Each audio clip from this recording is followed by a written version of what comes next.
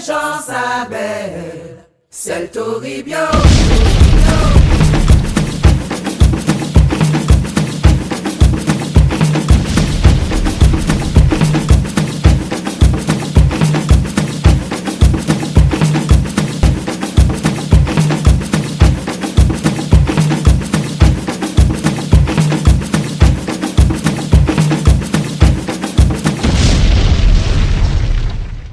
C'est le Toribio, Toribio, Toribio.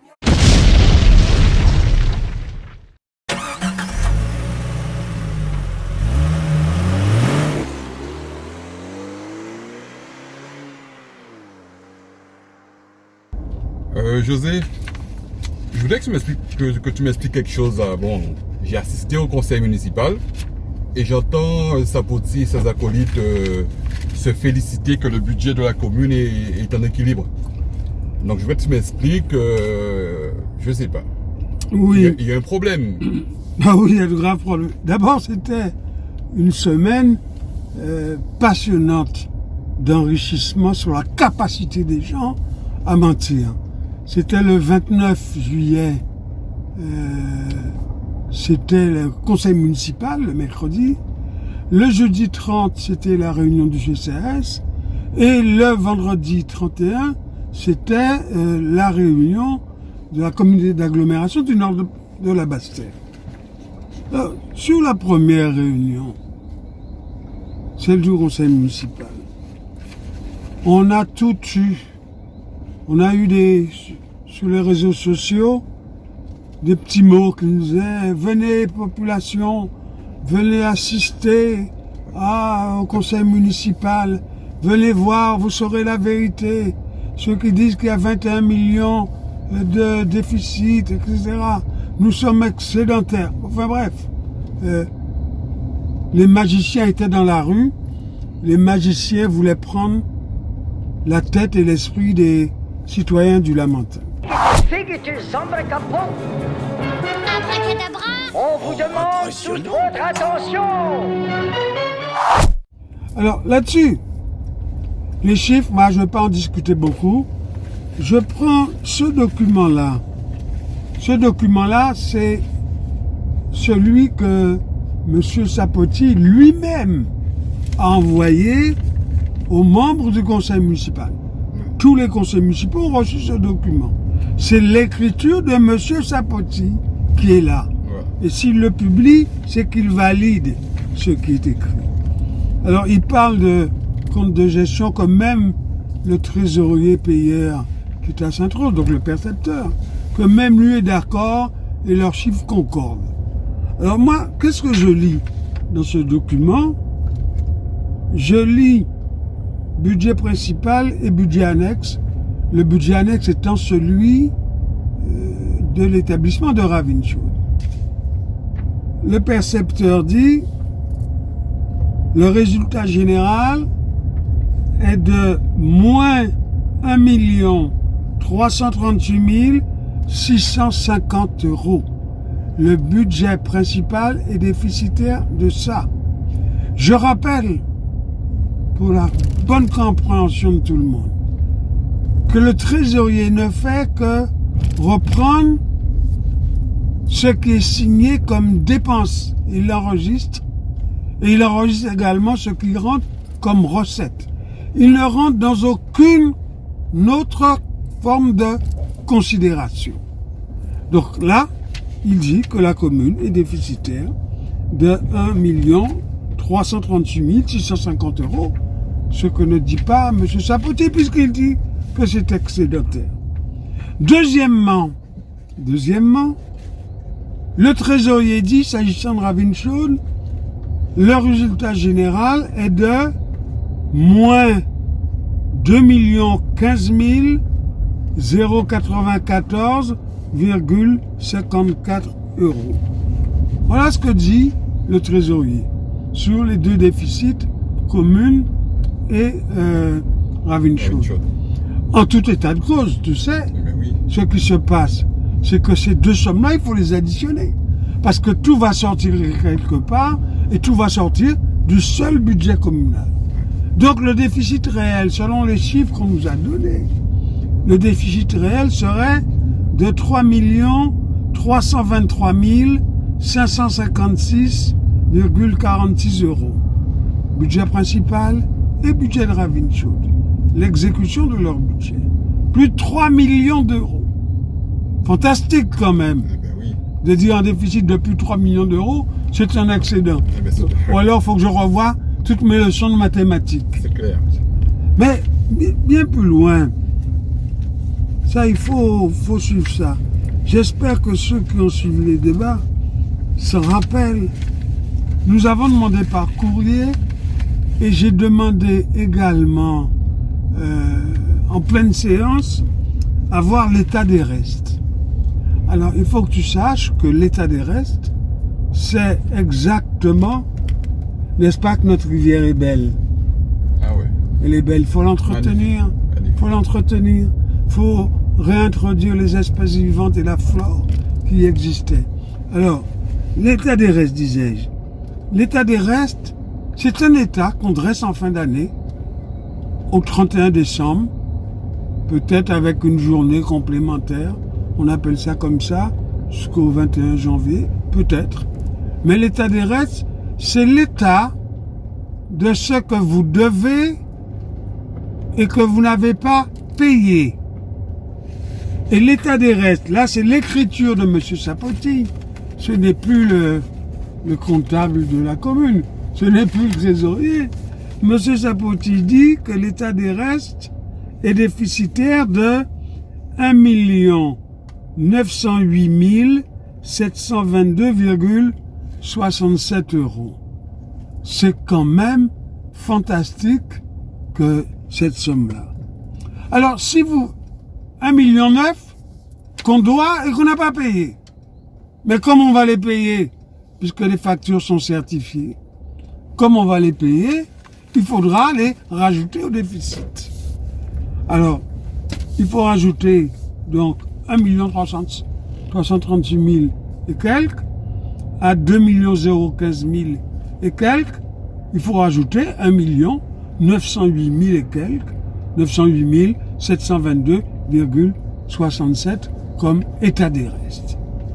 Le total est de 5 232 279,13. Voilà, selon les chiffres de M. Sapoti, qu'il a transmis.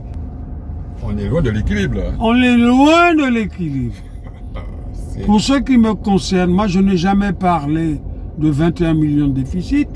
Chaque soir, je disais qu'il y a environ 8 millions de déficit, ce que disait la Chambre régionale des comptes dans une décision qu'elle a prise le 19 ou le 23 décembre 2019. Et c'est ça qui est effectivement important.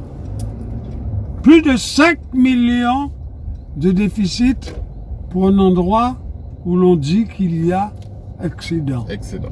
Je ne comprends plus rien aux leçons de mathématiques. Alors, M. Sapoti et moi, on n'a pas eu les mêmes profs. Et ces profs ont été certainement plus brillants que les miens, parce que ils vous démontrent que plus est égal à moins. Hein? Bon. Alors, plus 5 millions de déficit. En tenant compte des 1,9 million d'état des restes. Mais sais-tu que l'état des restes, qui l'établit? C'est l'exécutif communal, c'est le maire D'accord. qui établit l'état des restes.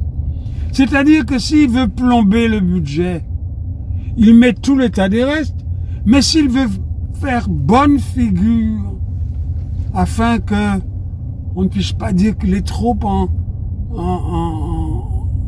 déficit, il ne mettra pas toutes les factures dans, effectivement, l'état des restes.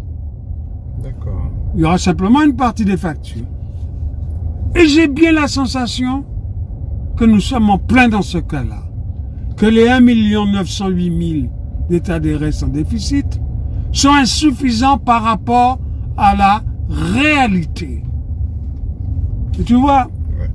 c'est ça qui est important, c'est ça qu'il faut retenir. Ce ne sont pas les paroles démagogiques et mensongères de M. Sapoti. Il a fait d'ailleurs du mensonge son instrument de bataille. Et ces 2 millions 2 sont 2 232 279,13 € de déficit sont très certainement moindres que la réalité du déficit. Voilà, pour répondre à ta question. Mais j'ai envie de continuer sur autre chose, sur ce conseil municipal.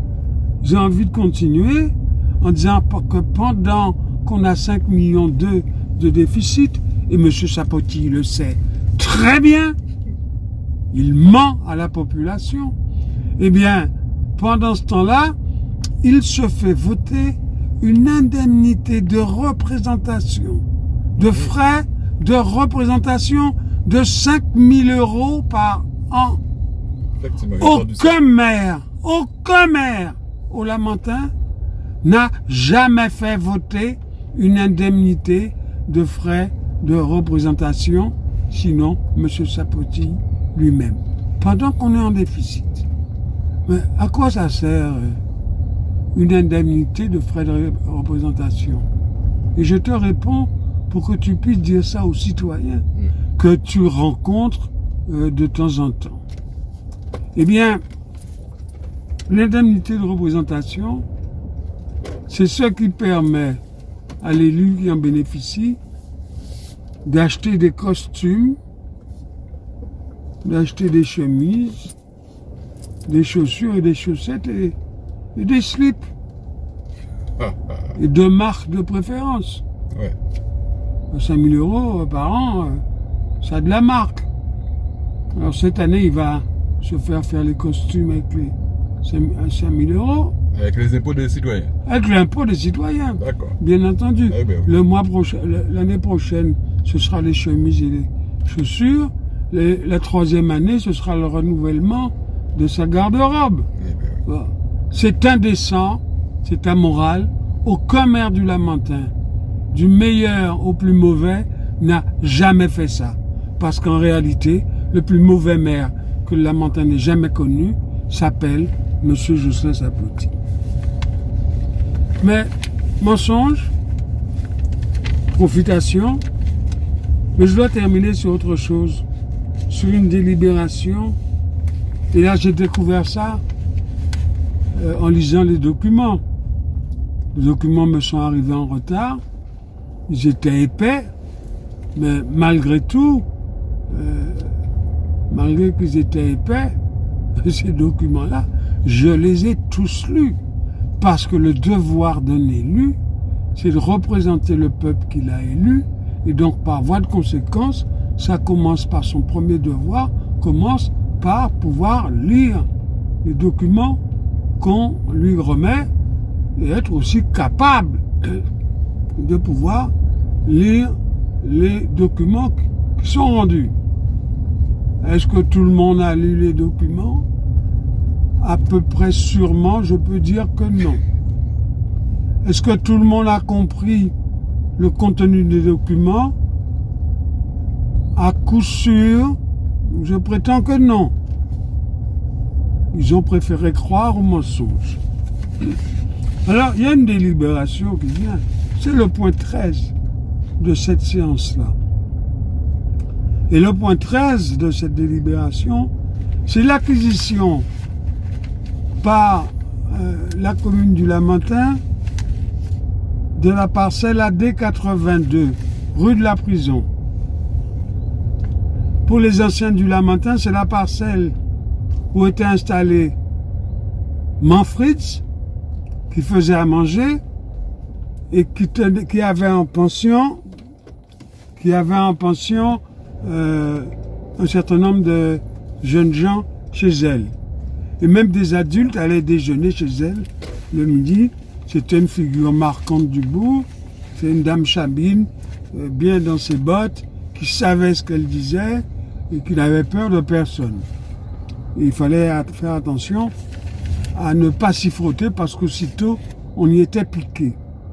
Alors, cette parcelle AD 82 rue de la Prison, où était installée cette dame, la commune, pour 140 000 €, 140 000 €, la commune choisi que le portage foncier se fasse par l'établissement public foncier pour 140 000 euros. Ça veut dire que la commune n'aurait pas 140 000 euros. Ouais. Alors qu'on vient de voter 5 000 euros pour le président du conseil municipal. C'est inadmissible.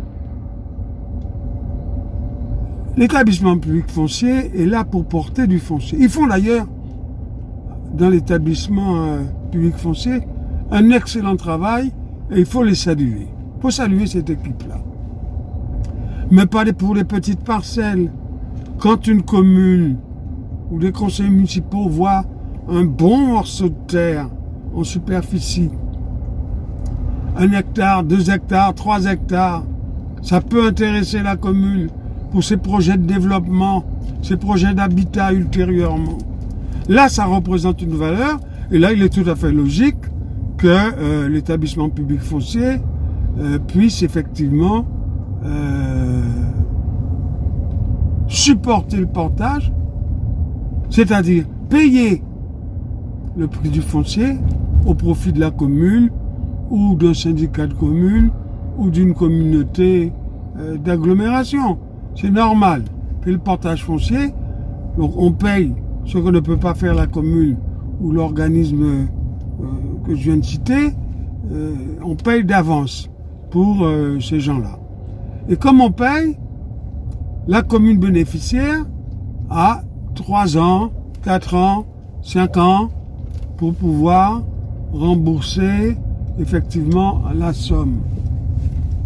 Et cette somme-là, elle est rendue donc à l'établissement public foncier. C'est ce qu'on appelle le portage foncier. Et là, on fait un portage pour 140 000 euros. C'est d'une tristesse. Et pour 106 mètres carrés.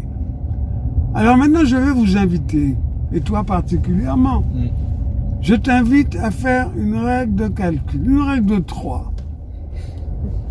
Si 106 mètres carrés sont vendus 140 000, combien sera vendu le mètre carré? Donc la règle de 3, c'est 140 000 divisé par 106, multiplié par 1. Une règle de 3 simple, puisque l'un des termes est 1. Donc ça fait eh bien, sache, au mètre carré, ça fait 1320 euros le mètre carré, rue de la Prison, au bord du Lamentin. Non mais attends, une question. On est à Monaco, on est à Paris, on est à Bordeaux, on est où? Non mais je sais une question. C'est incroyable. Il n'y a aucun conseiller qui a pu voir ça? Moi, je l'ai vu et je l'ai dénoncé. À tel point que Sapoti fait marcher derrière, il dit on verra ça la prochaine fois. Et j'avais demandé qui était le vendeur. On n'a pas eu de réponse. Il se trouve que le vendeur, ce sera peut-être un conseiller municipal. Et pour ce prix-là, 1320 euros le mètre carré. Tu te rends compte comment on appelle ça? Une grossière erreur ou du vol? Et du vol en réunion. Parce que plusieurs personnes sont... En réunion, on appelle ça dans la justice. Parce que plusieurs personnes sont concernées. C'est clair. Voilà la vraie question. Et du coup, ils ont enlevé l'affaire de l'ordre du jour. Si José Toribio n'était pas là, ce serait passé comme une lettre à la poste, 140 000 euros mène quelqu'un qui aurait nécessairement séparé cet argent-là avec d'autres personnes. Comme quoi, une opposition, ça sert, et je prétends être une opposition constructive parce que j'empêche la dépense inutile et gravissime de l'argent public du Lamentin, des contribuables, et qu'en même temps, quand quelque chose doit être voté, je le vote. Par exemple, même si ça m'a pas fait plaisir de voter ça, je l'ai voté. Les chèques cadeaux pour les bacheliers, j'ai voté. Et j'ai fait la remarque que ce n'est pas assez. Alors la réponse de M. Chapoutier a été de dire, Zonka vrai, yo ka dit yo pas ni assez, après ça c'est yo même qui a dit que budget là, etc., etc. Mais je suis désolé, je n'ai jamais donné un chèque cadeau de 50 €, moi, au bachelier du Lamentin, et je n'ai jamais donné un chèque cadeau de 200 € au bachelier mention très bien du Lamentin. D'accord? Je n'ai jamais fait ça parce qu'un bachelier, ça se respecte. Un bachelier, ça doit être respecté et c'est l'avenir du pays. Voilà. Permettez, je prends un peu d'eau. Ouais. Non mais... c'est fou, hein. C'est fou. On entend un peu de n'importe quoi. Surtout, il communique bien, hein, ça veut dire. Il communique. À coup de... Il est très fort en communication. Il est bon. Il est bon. Il vendrait de l'air aux gens. C'est clair. Les gens achèteraient sans s'en rendre compte. Ouais. Mais il vend du vent d'ailleurs. Et les gens croient.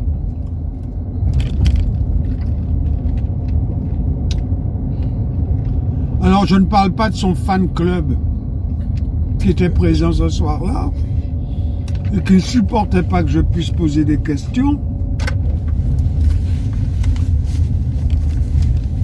Comme s'il ne fallait pas que je pose des questions, quoi, parce que... Pourquoi pose-t-il des questions? Mais... Ouais. D'ailleurs, que vient-il faire en conseil municipal? J'entendais mission Mirador. Ben oui, parce que je m'inquiète des affaires qu'on me donne à voter. C'est tout. Alors, c'était une semaine au CCAS. Difficile. Le lendemain, CCAS. Et je ne suis pas convoqué au CCAS. Je suis membre du CCAS. On a voté pour moi comme membre du CCAS. Je ne suis pas convoqué. Je suis allé quand même. J'ai fait la remarque comme quoi je n'ai pas été convoqué. Voilà. On vous assure, on vous a convoqué, etc. Bon, je leur ai dit, écoutez, moi j'ai pas reçu convocation jusqu'à jeudi 14h. La réunion était pour 15h, je crois. Je n'ai pas reçu de convocation. Ils m'ont garanti que la convocation est partie, comme pour tous les gens. Enfin bon, allez. En attendant, je n'ai pas eu. Ouais. Par contre, la convocation est arrivée 48 heures après la réunion. Après la réunion. Oui. Mais j'ai pu faire mes observations, faire ce que j'ai à dire. Il y avait d'ailleurs une dame en difficulté. On a fait le nécessaire pour elle. Et j'ai trouvé que c'était trop peu, compte tenu de ce qu'on lui proposait. Parce qu'elle a elle a en plus une enfant en difficulté. Et c'est pas la somme qu'on lui proposait qui est suffisante. Mais enfin bon, c'est toujours ça qui est voté pour elle. Alors le lendemain, je voudrais qu'on passe à Fondor et qu'on ressorte par là pour voir un peu l'état des routes de Fondor.